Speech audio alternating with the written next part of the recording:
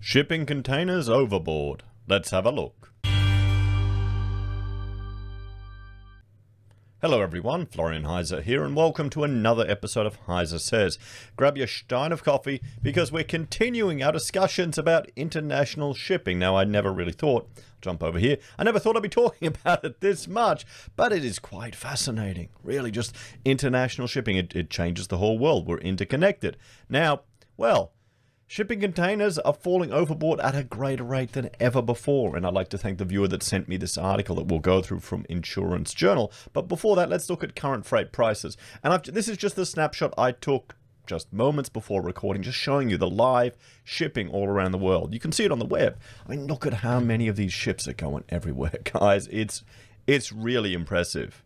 I mean, let us know in the comments if you've actually served on one of these ships. I've watched videos of people that have done it, and it's pretty boring. So, if we have a look here, this is the Freightos Baltic Index, the global container index, and you can see, well, we're at $4,375 right now, USD, which is a lot higher than what we're normally at. Shipping is getting expensive. We're going to start seeing that manifest in the prices of goods.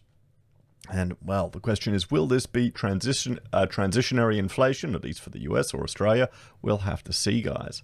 This is going from China to the East Asia to the West Coast. You can see $4,840. So going from boom, boom, straight across. And that pretty much that's the route you take. Up, it's a curve. And this is from going back. So going back is $807. It's a lot cheaper to go back from the West Coast of America to China, but it's still a lot higher than what it used to be, still about double. So freight is expensive. So shipping containers are going overboard because they're overloading these ships, everyone. Let's have a look at this article from Insurance Journal. So shipping containers plunge overboard as supply raises risks. Containers piled high on giant vessels carrying everything from car tires to smartphones are toppling over at an alarming rate, sending millions of dollars of cargo sinking to the bottom of the ocean as pressure to speed deliveries raises the risk of safety errors. Now, is it still, if there's a shipwreck, is it still the old laws where you could just go down there and salvage it? Is that still allowed? You know, back in England, if there'd be like a shipwreck, the villagers would go there and just kill everyone so they could steal all the stuff. So, the shipping industry is seeing the biggest spike in lost containers in 7 years. More than 3,000 boxes dropped into the sea last year, and more than 1,000 have fallen over so far in 2021. The accidents are disrupting supply chains for hundreds of US retailers and manufacturers, such as Amazon and Tesla. I mean, wouldn't you hate that you're bringing a container in from the other side of the world, maybe a small business. It's your big startup, your big break, and it falls in the ocean. Oh. There are a host of reasons for the sudden rise in accidents. Weather is getting more unpredictable, while ships are growing bigger, allowing for containers to be stacked higher than ever before. But greatly exacerbating the situation is a surge in e-commerce after consumer demand exploded during the pandemic, increasing the urgency for shipping lines to deliver products as quickly as possible. And here's Lost at Sea. So there you go. Whoa, what happened in 2013? Wow. So, okay, it's going up. Last year was bad. This year's, is getting there already. But look at 2013. The increased movement of containers means these very large container ships are much closer to full capacity than in the past, said Clive Reed, founder of Reed Marine Maritime Causality Management Consultancy. There is a commercial pressure on the ships to arrive on time and consequently make more voyages. After gale force winds and large waves buffeted the 365-meter one Apus in November, causing the loss of more than 1,800 containers. Wow. Footage showed thousands of steel boxes strewn like Lego pieces on board, some torn to metal shards. The incident was the worst since 2013, when the MOL Comfort broke in two and sank with its entire cargo of 4,293 containers in the Indian Ocean. Well, there you go. Now we know what happened in 2013. Wow. In January, the Maersk Essen lost about 750 boxes while sailing from Xiamen, China, to Los Angeles. A month later, 260 containers fell off the Maersk Eindhoven when it lost power in heavy seas. I mean, there you go. The need for speed is creating precarious conditions that can quickly bring disaster, according to shipping experts. The dangers range from stevedores incorrectly locking boxes on top of one another to captains not deviating from a storm to save on fuel and time as they face pressure from charterers, they said. One wrong move can put cargoes and crew at risk. Now, the interesting thing with this is, because these shipping containers, I mean, they're a fantastic invention, guys. They're standardized. You can put them on a ship. You can put them on a truck. You can lock them together. And I remember there was a project in WA that we heard about, a mining project where they wanted to build these transportable dongas, accommodations, and use the same locking mechanism that they'd use on these containers. So they could just lock the dongas on the ships and the trucks and then lock them into place. Didn't work. It didn't meet the same wind requirements as a permanent dwelling. And she knocked over. So the chances of mishaps are increasing as exhausted seafarers face deteriorating conditions during the pandemic. Alliance Global Corporate and Specialty estimates that human error contribute to at least 3/4 of shipping industry accidents and fatalities. Well, there's an argument right there for automation. Almost all the recent incidents have occurred in the Pacific Ocean, a region where the busiest traffic and the worst weather collide. The sea routes connecting Asia's economies to consumers in North America was the most lucrative for shipping companies last year. China's exports have gone on a tear as the pandemic fuels demand for all the stuff people need to work, learn, and entertain from home.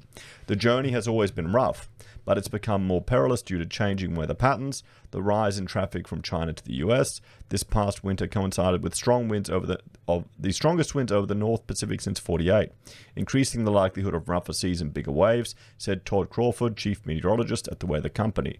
With 226 million container boxes shipped each year, the loss of 1,000 or more can seem like, well, a drop in the ocean. Yeah, I got to give that. Good work, author. That's a very small percentage lost, said Jacob Damgar, Associate Director of Loss Prevention at Britannia P&I at a conference in Singapore in April 23, but it's almost 60% of the monetary value of all container incidents. Well, there you go. An average of 50,000 per box, the one at an average of 50,000 per box, the one Apis was estimated to have lost 90 million in cargo alone, the highest in recent history, according to Jai Sharma, a partner at maritime law firm Clyde & Co in London. Losses so far this year have totaled an estimated 54.5 million, Bloomberg data shows. The issue is also gaining attention last month's grounding of the 400-meter Ever Given at the Suez Canal, a spotlight on the vulnerabilities of the shipping industry. The megaship blocked traffic through the vital waterway for nearly a week, and the impact on global trade is still being felt. And we've looked at that in many videos on this channel. So far, none of the recent container accidents have been directly attributed to safety lapses. The International Maritime Organization said it is still awaiting results of investigations into the latest incidents and cautioned about making conclusions before that. But many experts say the situation has grown more dangerous because of pressure on supply chains since the pandemic. When ships approach heavy weather, captains have the option to steer away from the danger. But the attitude is, don't go around the storm, go through, said Jonathan Ranger, head of Marine Asia Pacific at American International Group, Inc. Well, think about it. The shipping company says, go through, take the risk, it's insured. What do you think? This is what happens when everyone wants, their instant delivery, their instant product, their Amazon Prime, one-day delivery. This is it. There's the pressures on the system. You know what we need? We need to bring back the Zeppelins, everyone. Intermediate between the ships and aeroplanes. When you combine that with potentially poor maintenance of twist locks and cabling required to secure these boxes, it's an accident waiting to happen, he said at the industry conference in Singapore. So top heavy. With boxes stacked even higher, a ship becomes more unstable in a storm. Wave after wave can cause the vessel to roll at steep angles, putting strain on the securing of containers. The situation becomes even worse if the slack is top heavy. That can happen when the incorrect weights on the bills of lading for containers, which many in the industry says happens too often. Ah, okay, so they can overload them. You'd have to, yeah, of course. This is no different to when you bring one of these ships into dock. You've got to engineer it approaching a dock. Same thing when you load this up. It'd be like loading an aeroplane. I wonder who does all the calculations there. That'd be an interesting company to invest in. That provides that service. There you go. Let me know in the comments, guys, if you know of anything in that game. Now that's interesting, because I can't imagine, that industry would be in decline at all.